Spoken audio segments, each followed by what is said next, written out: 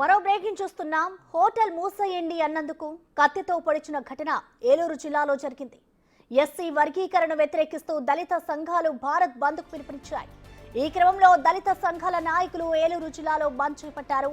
T Narsapuram మండలం బందంచెల్లలోని షాపులను దళిత నేతలు మూసేయించే కార్యక్రమం చేపట్టారు. ఓ హోటల్ మూయించే ప్రయత్నంలో యజమాని తన హోటల్ మూసివేయను అన్నందుకు యజమానికి దళిత నాయకులకు మధ్య వాగ్వాదం చోటు చేసుకుంది.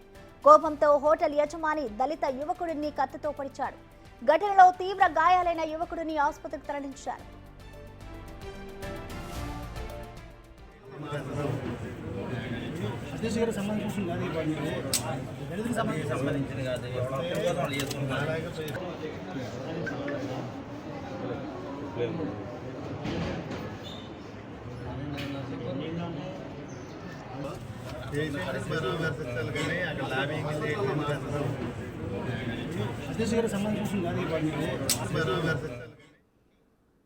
ఘటనపై మరింత సమాచారాన్ని మా ప్రతినిధి సాగర్ అందిస్తారు. సాగర్, చెప్పండి, ప్రస్తుతం ఆ యువకుడి పరిస్థితి ఎలా ఉంది? అలాగే హోటల్ యజమానిని పోలీసులు అదుపులోకి తీసుకున్నారా?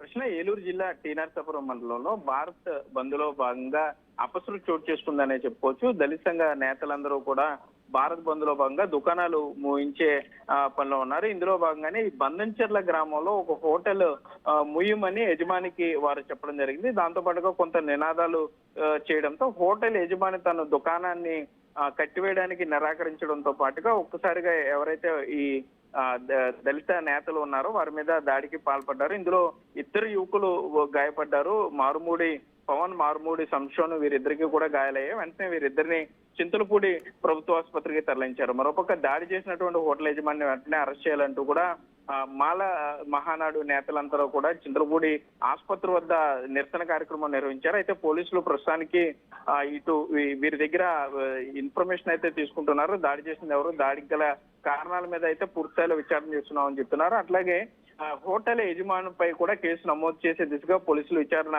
కొనసాగుతుందనే చెప్పుకోవచ్చు. ప్రశ్న. Thank you Sagar. అంబేద్కర్.